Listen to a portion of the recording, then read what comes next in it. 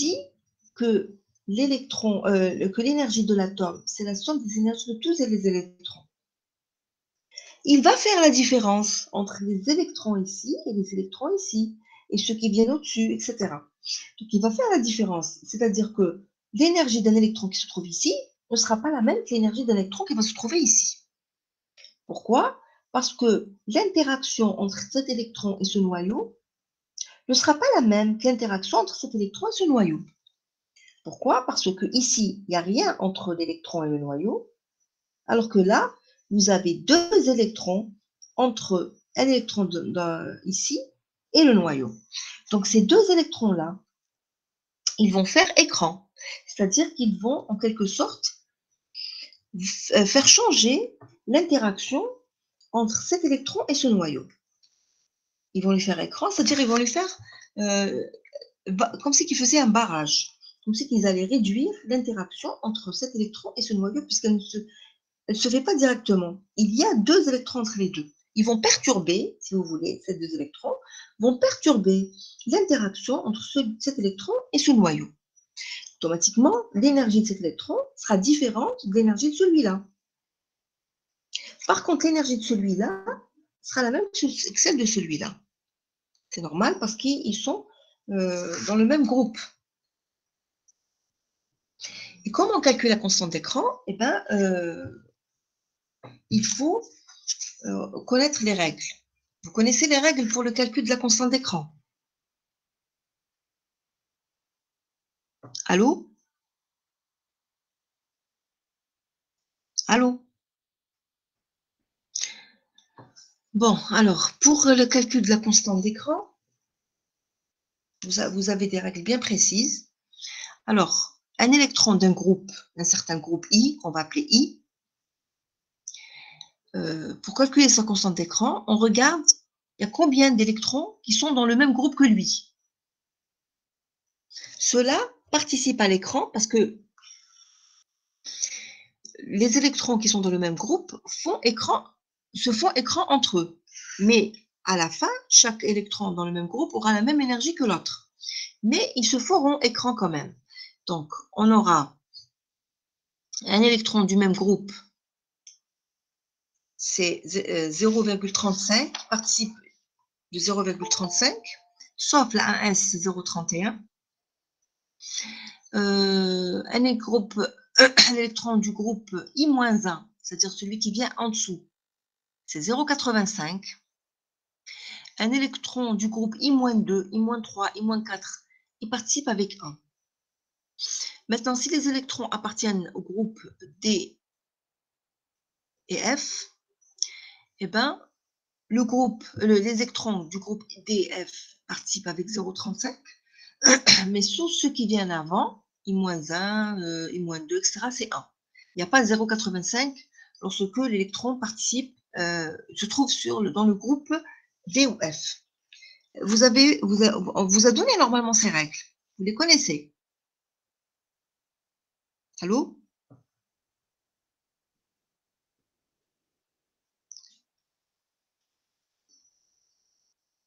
Donc, si je prends comme exemple,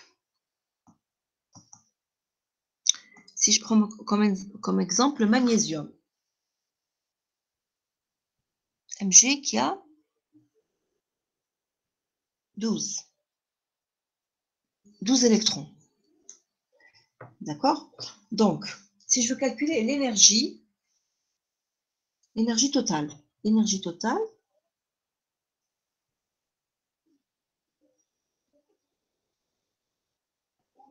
de Mg, selon la méthode de Slater. Donc, l'énergie totale de Mg, c'est la somme de I égale à 1 jusqu'à 12 des énergies. Les énergies de chaque électron. D'accord? Mais nous, on ne va pas faire 12 fois le même calcul parce qu'il y en a qui ont la même énergie. Donc, on va écrire d'abord la configuration électronique. 1s2, 2s2, 2p6, 3s2. Donc, 6 et 2, 8 et 2, 10 et 2, 12. Donc, on écrit la configuration électronique. Ensuite, on met les électrons dans les groupes de Slater. Les groupes de Slater, c'est la 1s toute seule. mais la 2s avec la 2p. Et la 3s avec la 3p. Et je mets 0, parce que la 3s, dans les groupes de Slater, ça c'est des groupes de Slater.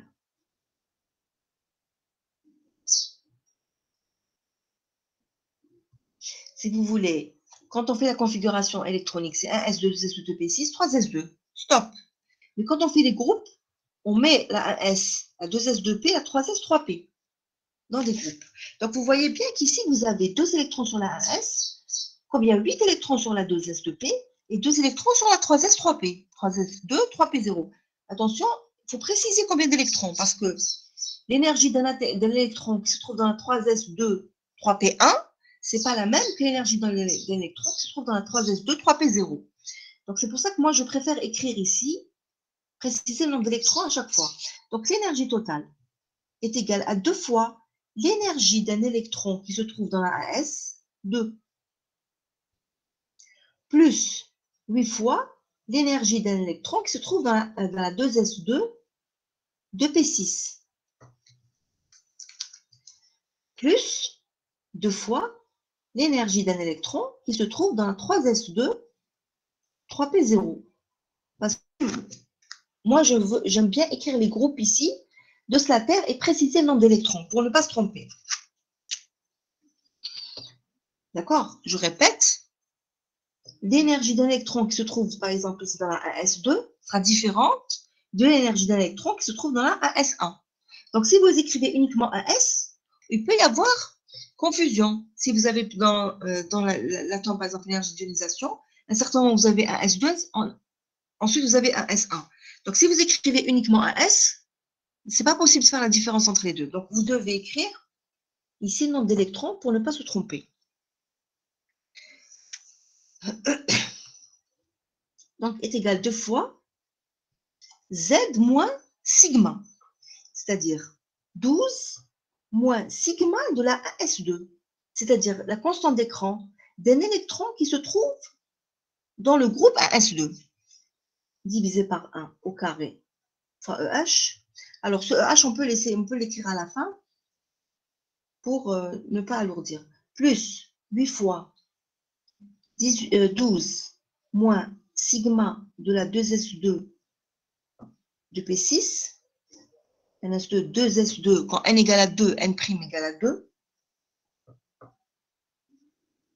plus 2 fois 12 moins sigma de la 3S2, 3P0, divisé par 3 au carré fois EH.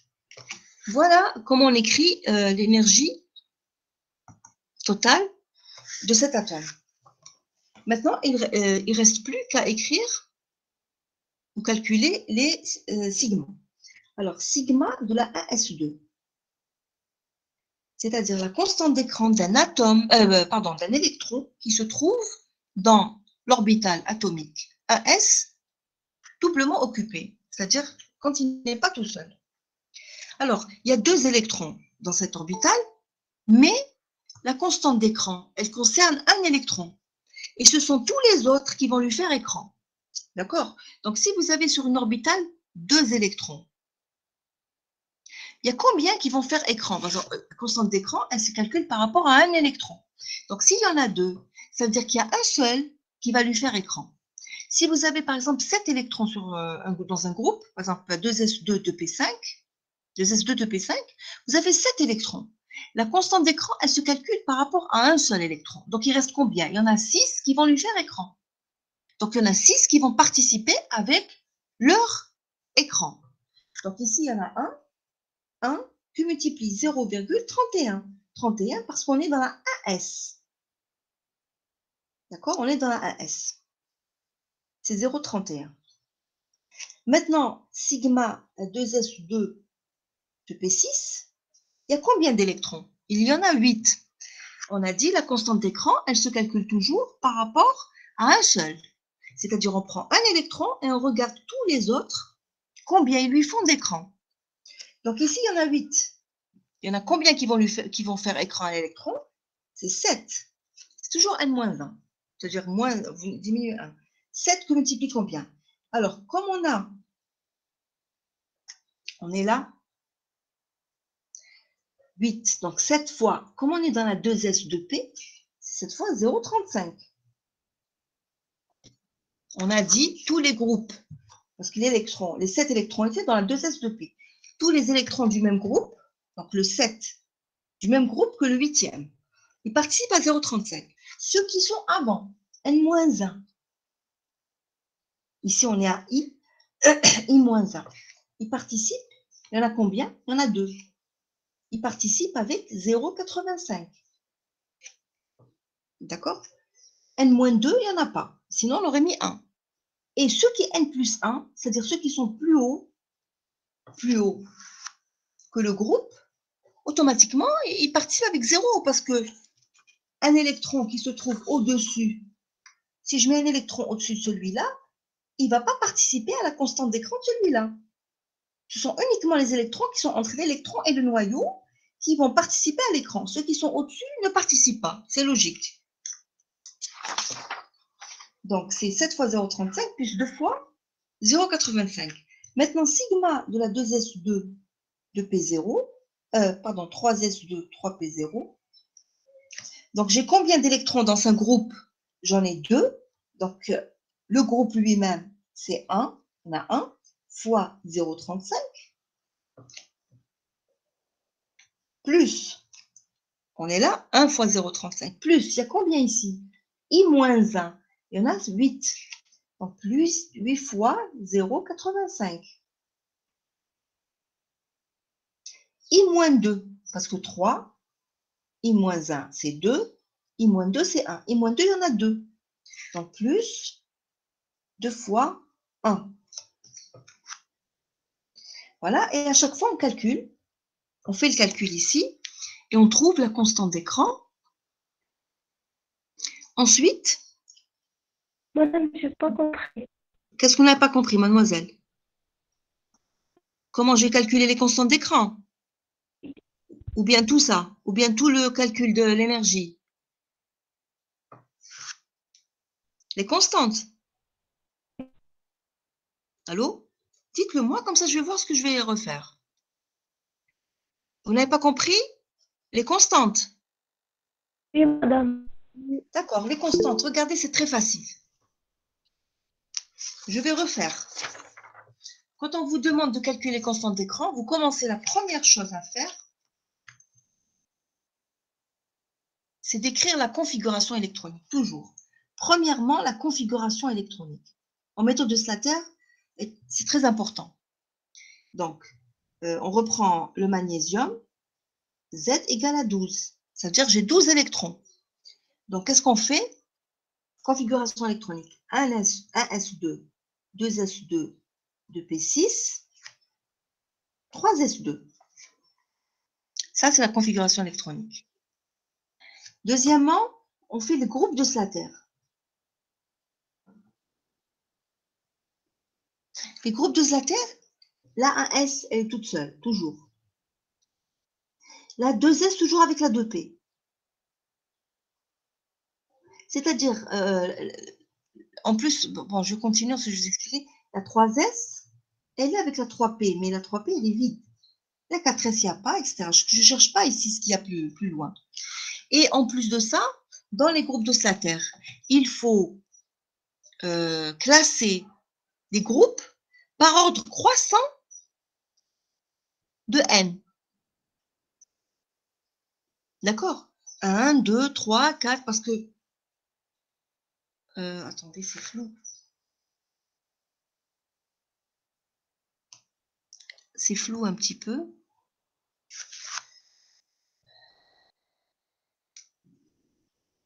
Voilà. Alors, dans les groupes de Slater, vous les classez par N croissant. Alors, par exemple, quand j'ai un S2, 2S2, 2P6, 3S2, 3P6, tout le monde sait qu'après j'ai 4S2, 3D10, 4P, par exemple 4P3, ici. Je remplis la 3D avant la 4P, ça c'est connu.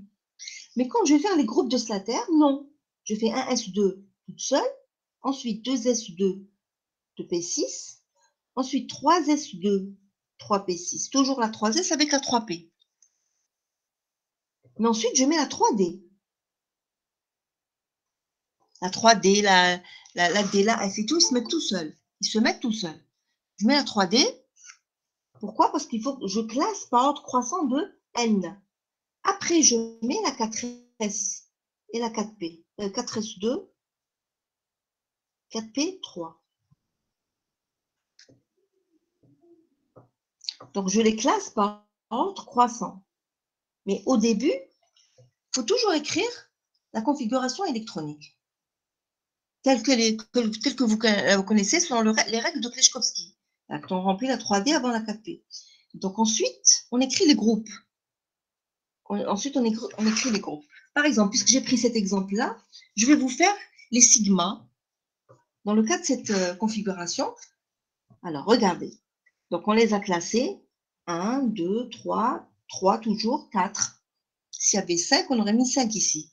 S'il y avait la 4F, on aurait mis la 4F ici. D'abord avant la 5S. D'abord, par ordre croissant. Donc, à quoi est égal sigma de la 1S? Oui, je mets toujours le nombre d'électrons parce que je voudrais savoir. Attendez. Sigma de la 1S. Donc, quelle est la constante d'écran d'un électron qui se trouve dans ce groupe, 1S2? D'accord? Tous les groupes qui sont au-dessus, ne participent pas à la constante d'écran de ce groupe parce qu'ils sont au-dessus. Le noyau, il est là. D'accord? Ils ne sont pas entre le groupe et le noyau. Donc, tous ceux qui sont au-dessus, je ne les compte pas. Quelle est la constante d'écran d'un électron qui se trouve dans ce groupe? Eh bien, un électron qui se trouve dans ce groupe, il y aura combien d'électrons qui vont lui faire écran? C'est-à-dire qu'ils vont perturber son interaction avec le noyau. Il y en aura un seul, parce qu'il y en a déjà 2 uniquement.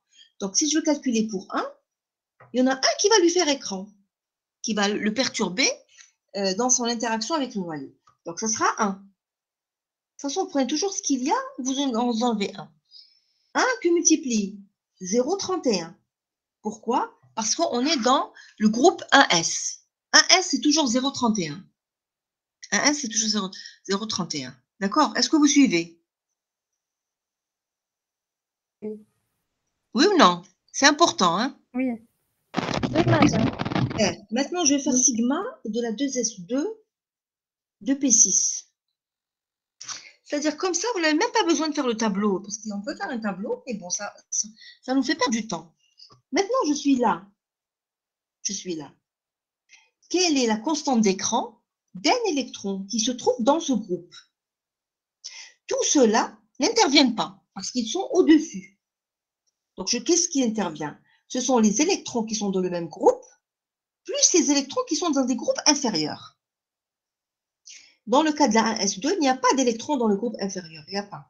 Mais dans le cas de 2S2 de P6, pour un électron de ce groupe, il y aura combien d'électrons qui vont lui faire écran? C'est-à-dire qu'ils vont le gêner dans son interaction avec le noyau. Il y aura 7 électrons dans le même groupe que lui et 2 électrons dans le groupe 1S2. 1S, voilà. Donc, il y a ici 8 électrons. Si je prends un électron pour calculer sa constante d'écran, il va en rester 7 de même groupe que lui, qui vont lui faire écran, et 2 du groupe inférieur. Donc, s'il y en a 7, donc ça veut dire que je fais 7. Que multiplie combien? Multiplie 0,35, parce que je suis dans le groupe 2S, 2P. Alors, 2S, tous les groupes, c'est 0,35, sauf le groupe 1S. C'est 0,31. Donc, on multiplie 0,35. Plus, ça, c'est la constante d'écran. Ça, c'est l'écran que font les 7 électrons. Chacun, il participe avec 0,35. Maintenant, les 2 électrons dans le groupe 1S, 2, groupe 1S, comme c'est le groupe, regardez, ici, j'ai n égale à 2, ici, j'ai n égale à 1. Donc, c'est le groupe n-1.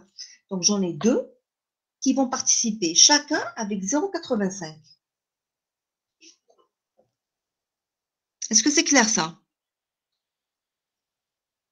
Tout le monde a compris? Oui. Et il faut bien comprendre, hein, parce que c'est important. Maintenant, on va faire sigma 3S2, 3P6. Alors, 3S2, 3P6.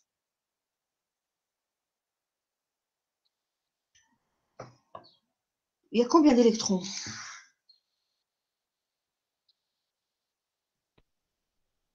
8. Il y a 8 électrons. Donc, je vais calculer la constante d'écran par rapport à un électron par rapport à un électron. Donc, il y aura combien d'autres électrons qui vont lui faire écran? Il y en aura 7. Ici aussi 7. Donc, 7 que multiplie 0,35. 7 que multiplie 0,35. Il y a 7 électrons qui vont faire écran au 8e.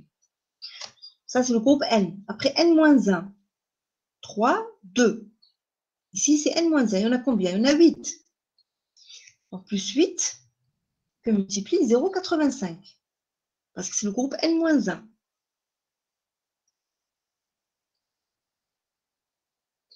0,85. Ensuite, le 1S, 2, c'est le groupe N-2. Pourquoi? Parce que 3, moins 1, moins 2. N-2. Ça nous fait, pour le N-2, c'est 1. 1 fois 2 parce qu'il y a 2 électrons. Bien, je vais mettre 2 pour mieux comprendre. 2 fois 1. Pour être dans le même sens ici. 2 électrons, 8 électrons, 7 électrons, 0,35, 0,85, 1. Le groupe lui-même, c'est 0,35. Le groupe N-1, qui vient juste avant, c'est 0,85. Et le groupe N-2, c'est 1. N-3, c'est 1. N-4, c'est 1. Les groupes les plus internes. Est-ce que c'est clair ici?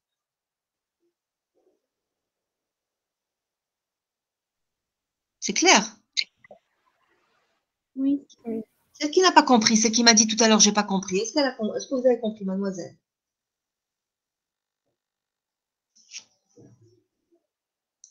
Celle qui m'avait dit, j'ai pas compris tout à l'heure.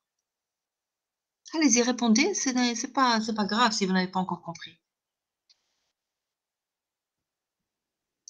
Bon, s'il n'y a pas de réponse, c'est que tout va bien. Maintenant, la 3D. Alors, la 3D, il y en a combien? Il y en a 10. La 3D, il y a 10 électrons. Celle-là ne lui fait pas écran. Donc, je prends uniquement celles qui viennent avant. La 3D, il y a 10 électrons. Donc, la constante d'écran pour un électron qui est dans l'orbite, dans le groupe 3D. Pour le groupe lui-même, il y en a 10, donc je mets 9, que multiplie 0,35. Parce que c'est le groupe I. Maintenant, quand on est dans une D ou bien une F, l'écran pour tous les autres groupes qui viennent avant, c'est 1. Il n'y a pas le 0,85, c'est toujours 1. Donc ici, il y en a 8. Donc 8 fois 1. Ensuite, ici, il y en a 8, plus 8 fois 1. Ici, il y en a 2, plus 2 fois 1. Bien sûr, après, il faut faire le calcul. Hein. Ça, on fait la somme. Est-ce que c'est clair ici?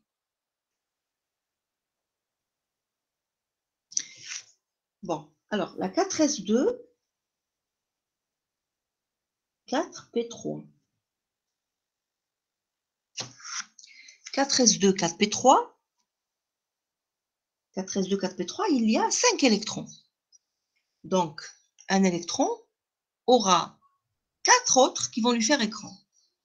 Donc, ce sera 4 que multiplie combien? 0,35. Parce qu'on est dans le groupe. Plus, ici, il y en a 10, mais c'est le groupe N-1. Vous voyez, 4 et 3. N-1. Donc, plus 10 fois 0,85. Plus, alors ici, il y en a 8. Attention. Attention ici. Je suis toujours dans le groupe, dans le N-1, parce que 4, 3, toujours. Donc, encore une fois, 8 fois 0,85. C'est-à-dire, il ne faut pas regarder la position uniquement. C'est juste avant, 1, 2, 3, 4. Non, c'est le N-1. Donc, ici, N il vaut 4, N-1 il vaut 3. Donc, ici aussi, je suis à N-1. Ici, je suis à n-2, ici n-3. Donc 0,85 ici et 0,85 ici. Ici, par contre, je suis à n-2. Donc plus 8 fois 1. Ici, je suis à n-3, donc plus 2 fois 1. Est-ce que c'est clair? Oui, madame. C'est sûr? Oui. D'accord? Alors, bien sûr, après, on fait le calcul et on remplace dans l'expression de l'énergie pour trouver l'énergie totale. Mais, en général, quand on utilise la méthode de Slater, très souvent, on calcule avec quoi? On calcule avec l'énergie d'ionisation, ou bien l'affinité électronique. Mais ce que vous avez fait, vous, en TD, c'était l'énergie d'ionisation. Alors, on va faire l'exemple, là, toujours du magnésium pour l'énergie d'ionisation. Je vais vous montrer parce que vous allez voir, c'est très, très simple.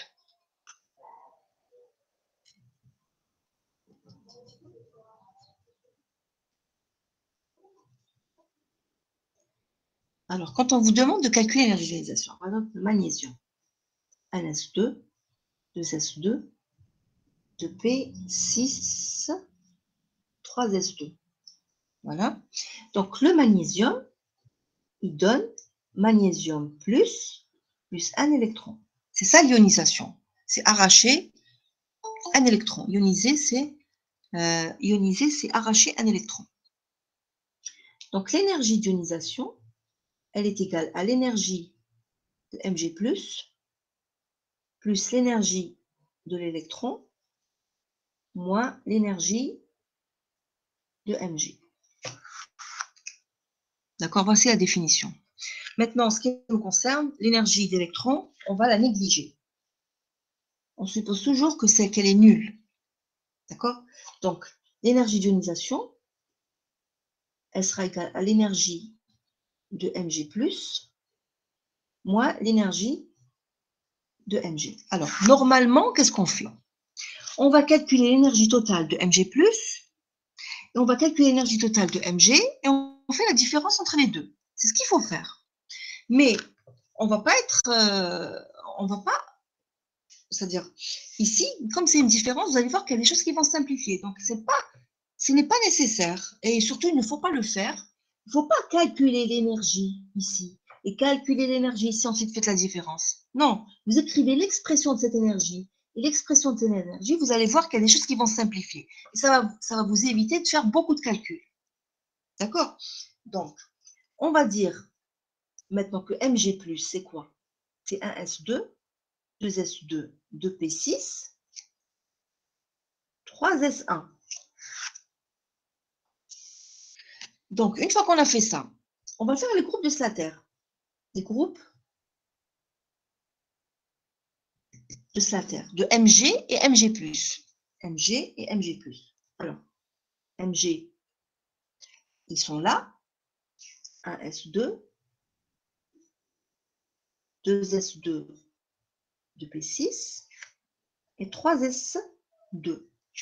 Mg+, c'est 1s2, 2s2, 2p6, 3s1. Et quand on ionise, quand vous ionisez l'atome, vous ionisez toujours à partir des groupes de Slater. Parce que vous avez vu tout à l'heure que ça pouvait changer. Quand il fallait inverser, parce qu'on devait les mettre par ordre croissant de la valeur de n. Donc, vous ionisez toujours à partir des groupes de Slater. Donc, vous écrivez d'abord le groupe de Slater, ensuite vous ionisez. Bon, ici, ça donne la même chose. Hein. Je l'ai fait à l'envers, mais ce n'est pas grave. Ça donne, donc, on écrit le groupe de Slater. Voilà. Après, on ionise, hop, on enlève un électron. Est-ce que c'est clair ici? Oui. Voilà. Alors, regardez. L'énergie d'ionisation, c'est-à-dire l'énergie de Mg plus moins l'énergie de Mg. Alors, à quoi est égale l'énergie de Mg plus? C'est 2 fois l'énergie d'un électron qui se trouve dans la S2, 2 fois l'énergie d'un électron. Pas 2 fois l'énergie des deux électrons, 2 fois l'énergie d'un électron qui se trouve dans une orbitale 1s2, plus 8 fois l'énergie d'un électron qui se trouve dans la 2s2 de P6, d'accord?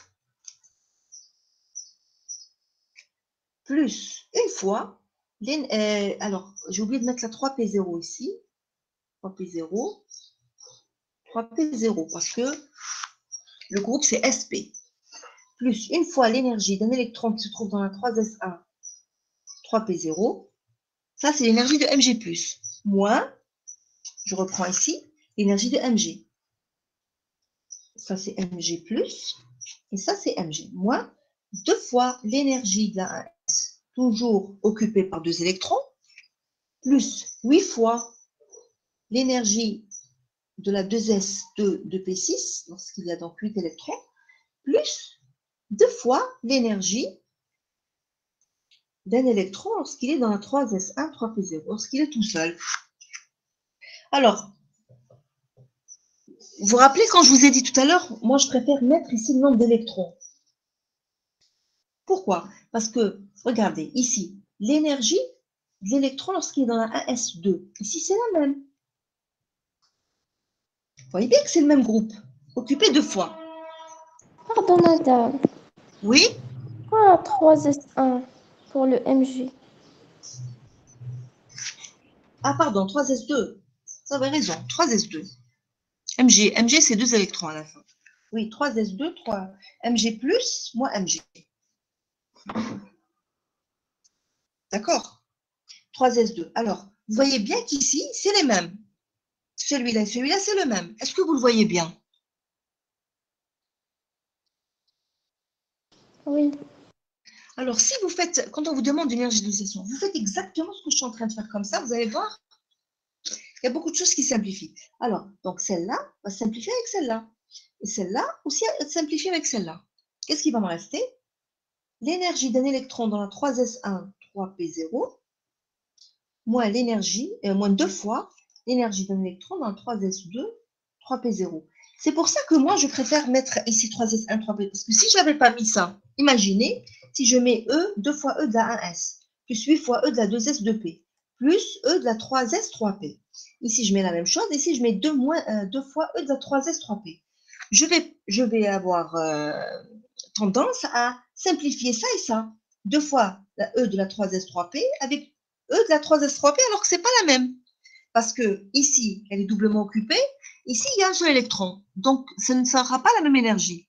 D'accord? Donc, il faut préciser le nombre d'électrons. Comme ça, vous n'allez pas vous tromper. Est-ce que vous avez bien compris ce que je veux dire?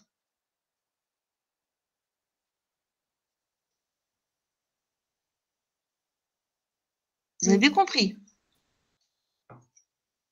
Oui. Voilà. Donc, qu'est-ce qui me reste alors maintenant? Regardez. Uniquement 2 constantes d'écran à calculer. Uniquement 2. Alors que, regardez, 1, 2, 3, 4. Il y en avait 4. Il n'y a que 2. D'accord? Donc, est égal à 12 moins sigma de la 3s1, 3p0.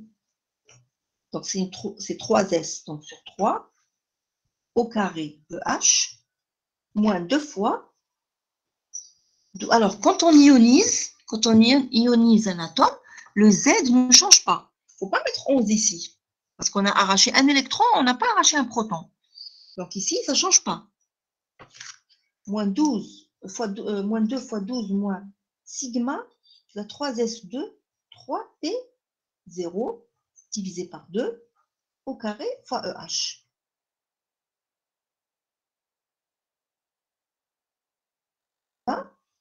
Sigma de la 3s1, 3p0 égale, je reviens ici, voilà, 3s1, 3p0. Alors, il y a un seul électron. Est-ce qu'il y a un autre électron qui va lui faire écran dans son groupe, c'est-à-dire dans le groupe 3s, 3s, 3p? Il n'y a pas d'autre électron. Donc, il n'y a pas d'écran dans ce groupe. Plutôt dans ce groupe, il n'y a pas d'écran ici. Il n'y a pas un autre électron qui lui faut écran. 0 fois 0,35. Parce qu'il est tout seul. plus, il y en a 8 ici qui vont lui faire écran, dans ce groupe N-1. Donc, plus 8 fois 0,85. Et il y en a 2 ici qui vont lui faire écran dans le groupe N-2. Donc, plus 2 fois 1. Et l'autre, sigma 3S2, 3P0, vous voyez, c'est pas pareil. Ici, il y a 2 électrons. Donc, si je calcule la constante d'écran pour 1, il y en aura un seul qui va lui faire écran. Donc, ça sera 1 fois 0,35 plus. Là, après, ça ne change pas. C'est la même chose. 8 fois 0,85 plus 2 fois 1. Est-ce que c'est clair? Donc, Oui. on fait le calcul, on remplace EH par moins 13,6 électronvolts. Donc, on peut faire ici EH en facteur. Donc, vous calculez ça. Donc, il y a uniquement deux constantes d'écran à calculer, uniquement. Est-ce que vous avez bien compris?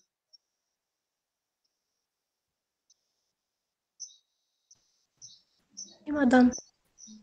Alors c'est pour ça que des fois, vous avez des atomes. Quand c'est un atome lourd, c'est-à-dire un atome qui a beaucoup d'électrons, vous n'allez pas, c'est pour ça que je vous ai dit, il ne faut pas faire le calcul. Il faut faire d'abord la différence. Je cherche un autre exemple. D'abord la différence. Et quand vous faites la différence, vous allez avoir des choses qui vont se simplifier. D'accord? Et c'est une fois que vous avez simplifié tout que vous allez faire le calcul des constantes d'écran. Parce qu'une fois, je me rappelle, on avait donné le fer. Je crois que le fer, c'est 27, me semble. Hein. Alors, le cuivre, c'est combien le cuivre? 29.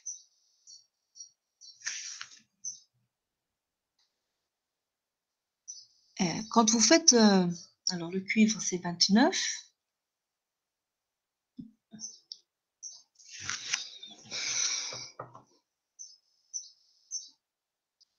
Le fer, c'est 27. 26, madame. 26. Le fer, c'est 26. Voilà.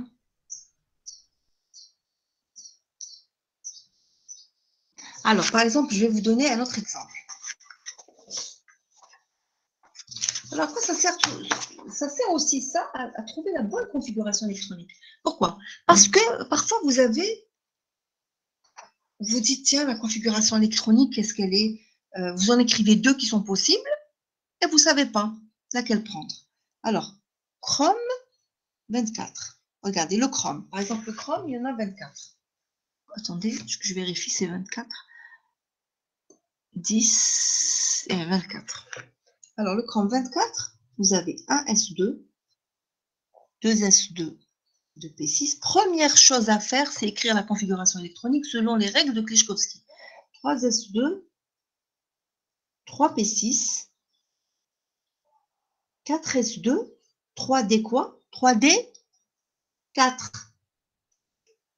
La 3D avant la 4S, la 4P. La 3D avant la 4P. Alors ça, c'est la configuration quand on l'écrit. Mais est-ce qu'elle obéit aux règles de Klichkovsky? Alors on sait que l'orbitale D, elle est plus stable lorsque elle est à moitié remplie. C'est-à-dire une 4S2 3D4, ça va être moins stable qu'une 4S1 3D5. Il faut que la D soit à moitié remplie, c'est le mieux. Donc, selon les règles qu'on connaît, la configuration électronique la plus stable, c'est celle-là. 4S1, 3D5. C'est comme ça la configuration électronique du Chrome.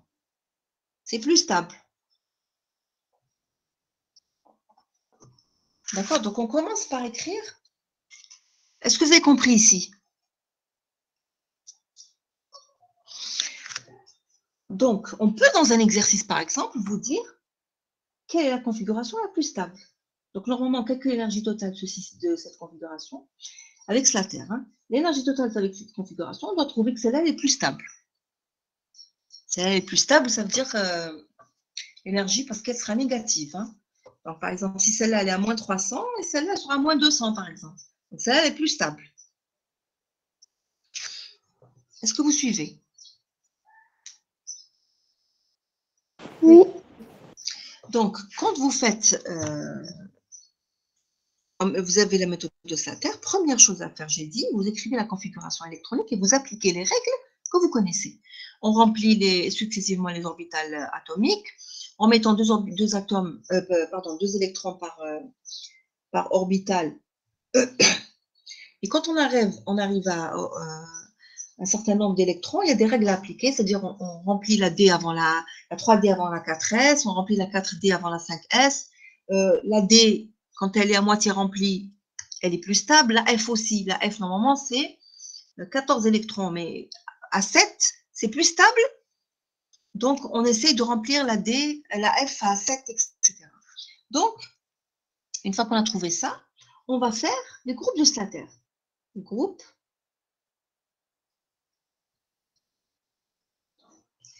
de Slater.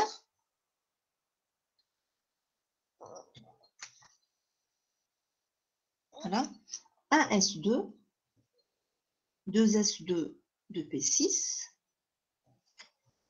3S2, 3P6, 3D5, 4S1, 4P0. D'accord? 4S1, 4P0. Et si on fait chrome plus, ça doit arracher l'électron, on va l'arracher ici. C'est celui-là qu'on va enlever. On est bien d'accord?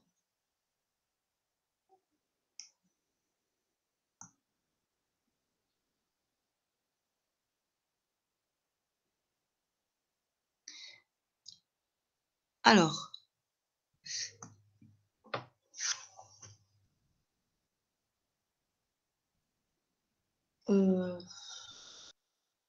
bon, ça c'est ce qu'on vient de faire tout à l'heure. Hein. C'est pratiquement le même.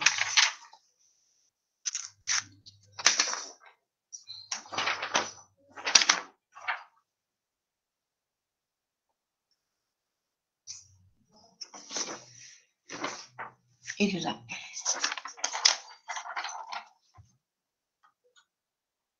On a fait, qu'est-ce qu'on a fait? Le magnésium, c'est celui-là. Voilà. 4S2. Non, c'est pas celui-là. C'est pas grave, donc on peut le refaire. Alors, donc on aura,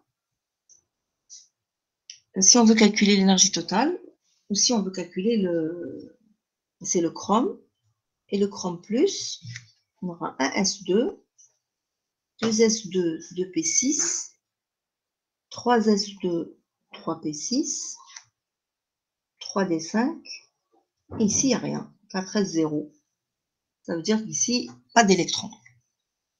Donc on s'arrête là. Donc là, pour l'énergie d'ionisation, c'est l'énergie du chrome plus moins l'énergie du chrome.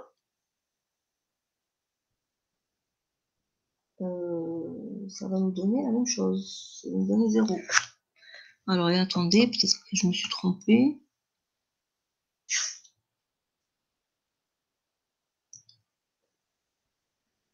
Quatre.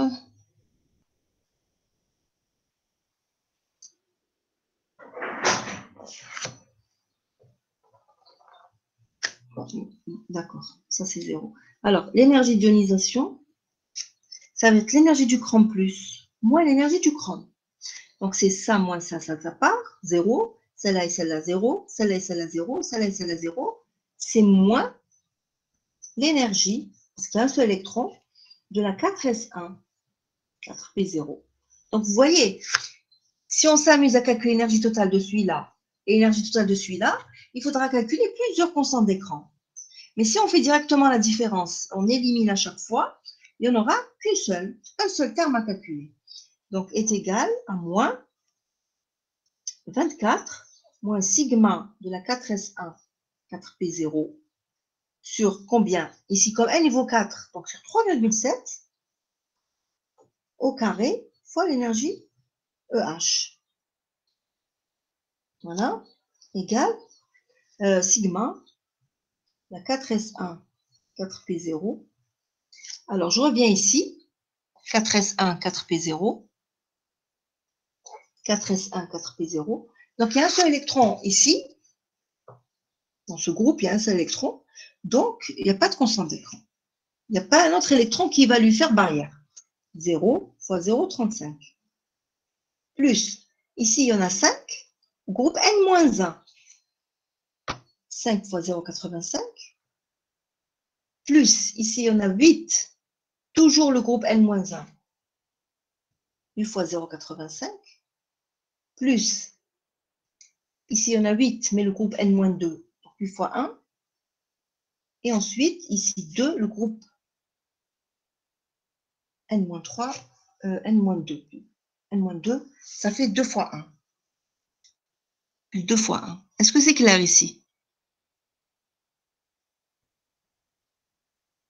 Oui, madame. C'est sûr. D'accord? Donc, parfois, vous avez un atome lourd. C'est-à-dire que sa configuration, elle est très, très longue. Après, quand vous avez l'ionisé, vous allez vous dire, tiens, il y a beaucoup de calculs à faire. En fait, non. Quand on fait la différence, il y a beaucoup de termes qui vont se simplifier. Beaucoup. Donc, à la fin, on se retrouve avec un ou deux termes à calculer, c'est tout. Donc, uniquement une ou deux constantes d'écran à calculer.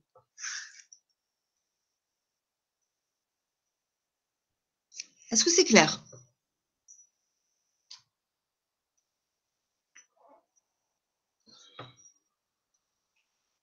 Alors, Oui. souvent, quand on calcule, l'énergie d'ionisation, bon, par exemple, ici, dans le cas du chrome, combien on trouve? Par exemple, le chrome,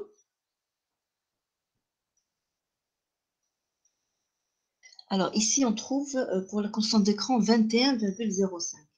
Alors, pour l'énergie d'ionisation, on trouve 8,65 électronvolts. Alors, l'énergie d'ionisation, attention, l'énergie d'ionisation, elle est toujours positive. Si vous trouvez une valeur négative, c'est que vous avez fait une erreur. L'énergie d'ionisation est toujours positive. Alors, le but, c'est quoi? Une fois qu'on a calculé l'énergie d'ionisation, on va la comparer à la valeur expérimentale. C'est ce qu'on fait en général. On la compare à la valeur expérimentale.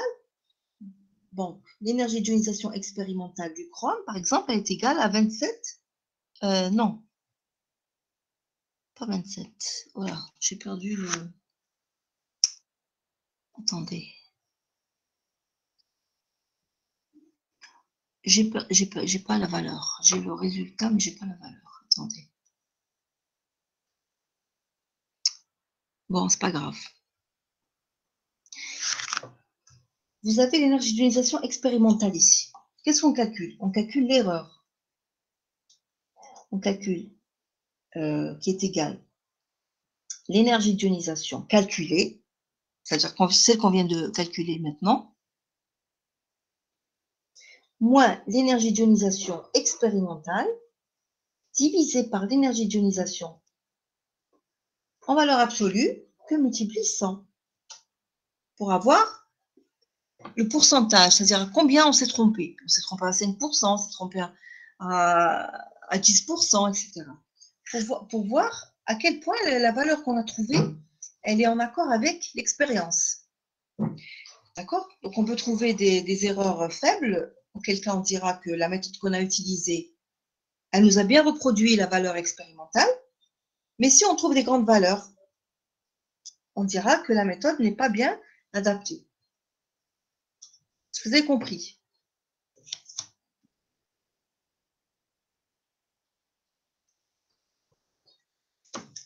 C'est clair? Oui. Est-ce que vous avez des questions sur ça? Madame, pouvez-vous répéter le dernier point? Le dernier point, j'ai dit à quoi ça sert une fois qu'on a calculé l'énergie d'ionisation. Qu'est-ce qu'on va faire avec? Pourquoi est-ce qu'on calcule spécialement l'énergie d'ionisation? Parce que l'énergie d'ionisation, c'est un paramètre c'est une observable, c'est-à-dire que c'est un paramètre qui peut être mesuré expérimentalement on peut trouver l'énergie d'ionisation d'un atome. Donc, si, lorsqu'on va faire tous les calculs, on trouve une énergie d'ionisation calculée avec la méthode de Slater. On trouve une énergie d'ionisation calculée. Celle-là, elle est calculée. D'accord? Qu'est-ce qu'on va faire avec? Eh bien, le but, c'est quoi? C'est de la comparer à l'énergie d'ionisation expérimentale pour voir si on a réussi à reproduire l'énergie d'ionisation expérimentale en utilisant la méthode de Slater. Ça veut dire que cette méthode-là, elle est bien, elle est bien adaptée à ce calcul.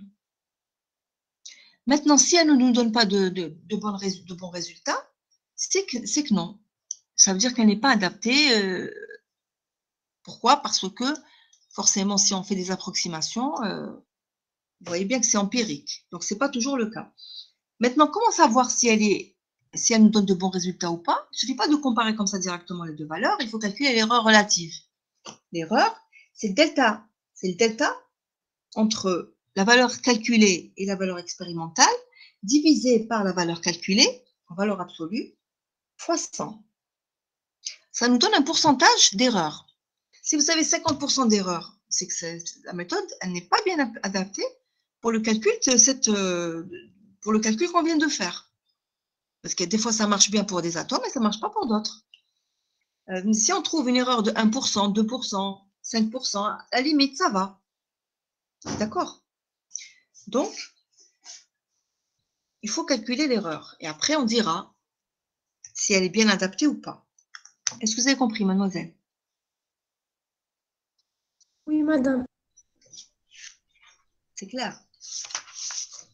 Donc, c'est ça le but, finalement, c'est de vérifier que la méthode qu'on a utilisée, elle nous donne de bons résultats.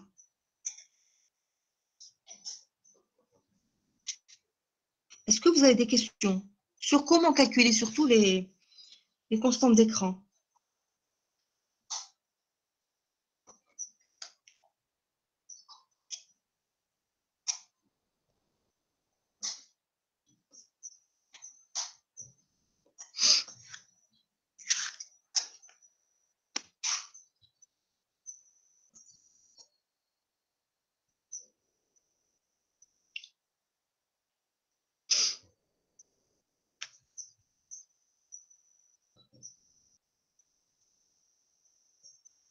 Bon.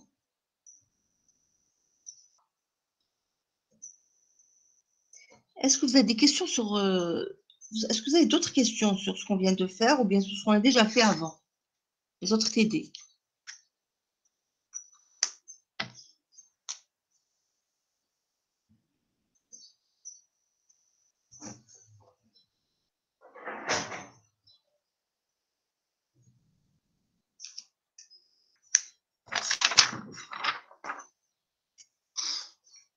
Alors?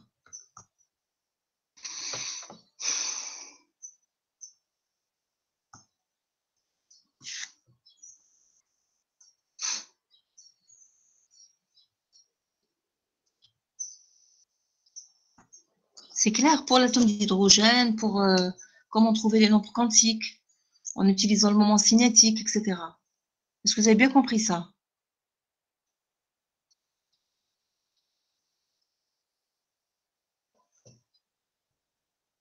Pas de questions?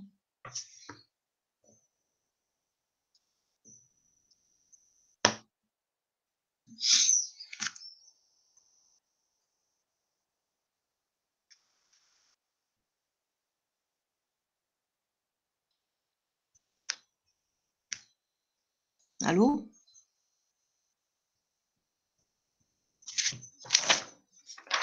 Oui, madame. C'est sûr, c'est bon, il n'y a pas de questions.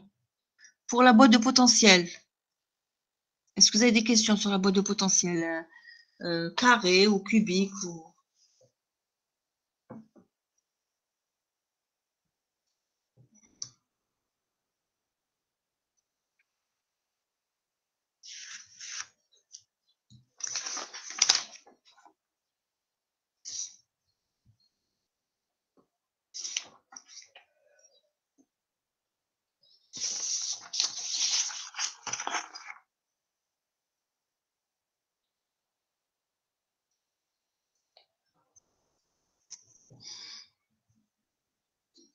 vous avez un exercice qui est un exercice que vous n'avez pas compris, ou bien des questions que vous n'avez pas comprises dans les exercices.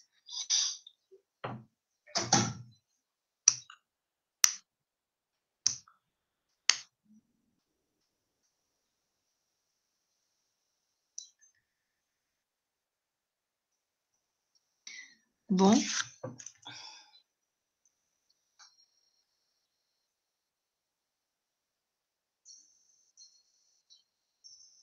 Ah oui, dernière chose qu'il faut faire concernant l'hamiltonien d'un atome polyélectronique. Bon, j'en ai parlé tout à l'heure parce que c'est hamiltonien d'un atome polyélectronique.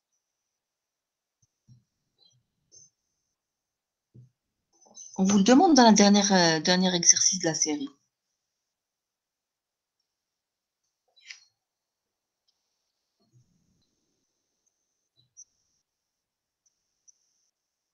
Alors, un atome polyélectronique, c'est un atome qui contient plusieurs électrons, plus de un électron, c'est-à-dire 2 et plus.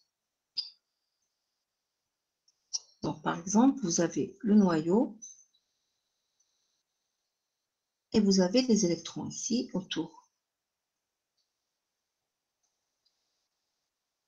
Par exemple, ici, vous avez 3 électrons. Exemple, 3 électrons.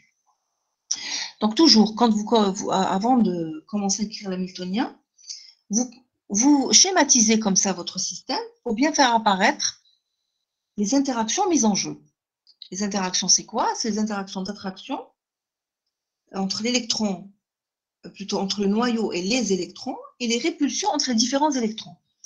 Donc, par exemple, ici, vous avez attraction entre l'électron 1 et le noyau, attraction entre l'électron 2 et le noyau, attraction entre l'électron 3 et le noyau. Toujours, on l'écrit dans le cadre de l'approximation de Born-Oppenheimer, donc on ne considère pas ici l'énergie cinétique du noyau.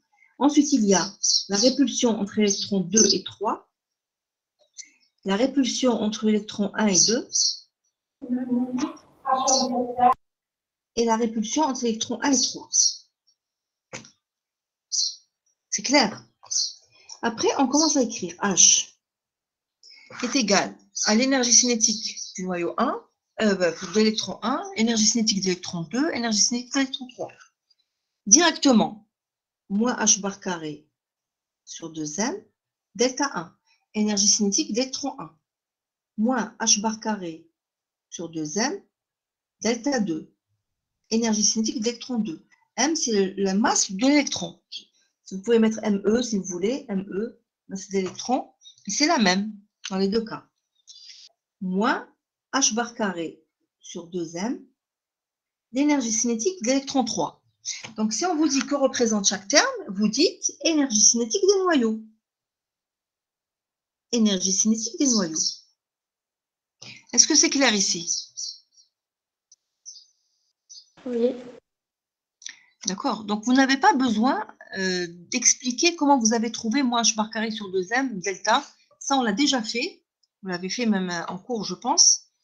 Donc, directement, moins H bar carré sur 2m, delta 1, delta 2 et delta 3. Delta 1, delta 2, delta 3, ce sont les Laplaciens en coordonnées de chaque électron. Laplacien de l'atome 1, de l'électron 1, Laplacien de l'électron 2, Laplacien de l'électron 3. Ça, c'est l'énergie cinétique. Maintenant, on va faire les attractions électron-noyau. Attraction électron-noyau. Donc, l'attraction entre l'électron 1 et le noyau, négatif, positif. Donc, moins ZE2 sur R1. Ensuite, moins ZE2 sur R2, moins ZE2 sur R3. Ça, c'est les termes d'attraction entre les électrons et le noyau. Il y en a 3. Ensuite, la répulsion entre les électrons, plus E2 moins E fois moins E, ça fait E au carré sur Rn2, plus E2 sur R1, 3, plus E2 sur R de 3. Répulsion entre les deux électrons 1 et 2, répulsion entre les deux électrons 1 et 3, répulsion entre les deux électrons 2 et 3. Maintenant, normalement, on devrait mettre moins K. Normalement, on met K ici, qui est égal à 1 quand on travaille en CGS. Donc, si je ne le mets pas ici, ça veut dire qu'on sera obligé de travailler en CGS. En CGS, pour prendre K égale à 1. Si vous mettez K et que vous travaillez en MK et ça, K est égal à 9, 10 puissance 9, je crois. 9, 10 puissance 9. Donc, il vaut mieux le prendre directement égal à 1 et travailler en CGS. C'est-à-dire en centimètres, en grammes, et voilà, en erg, pour l'énergie. D'accord? Voilà l'hamiltonien d'un atome polyélectronique. Donc, vous voyez bien qu'ici, ces termes-là, ces trois termes-là, sont des termes de répulsion entre les électrons et ils dépendent des coordonnées de deux électrons en même temps. Donc, comme tout à l'heure, ces termes-là sont des termes à variables non séparables. Ce qui fait que notre équation de Schrödinger ici, pour ce système-là, elle est insoluble. Mathématiquement, elle est insoluble. C'est pour ça qu'on fait avec Slater. Vous voyez, ça c'est le lithium, par exemple, 3 électrons. Donc, vous avez...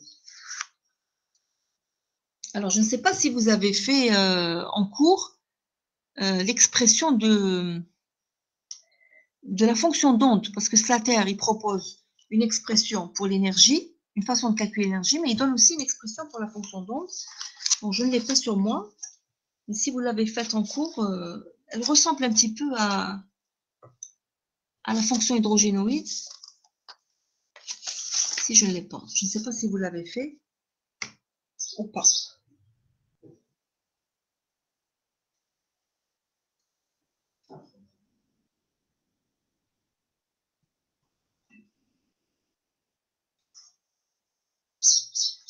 Alors, est-ce que vous avez des questions?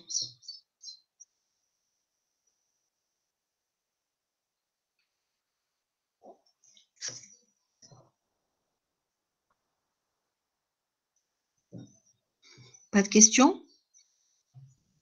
Pas de questions concernant ce qu'on vient de faire aujourd'hui? Pour les constantes d'écran, etc., c'est très important. Pas de questions?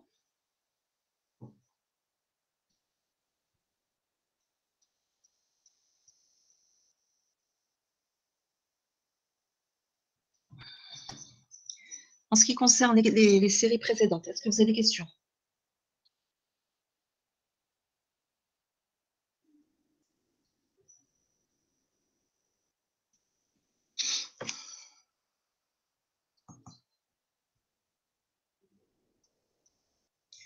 Bon, si vous n'avez pas de problème, on peut arrêter la séance parce que là, normalement, j'ai fait ce qu'il fallait faire.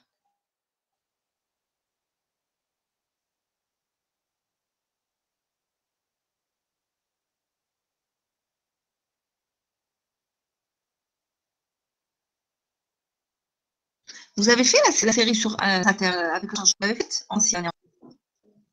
Allô?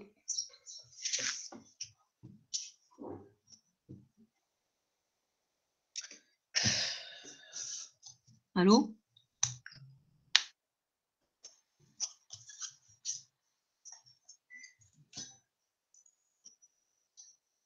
Bon, si vous n'avez pas de questions, on peut arrêter la séance. Hein.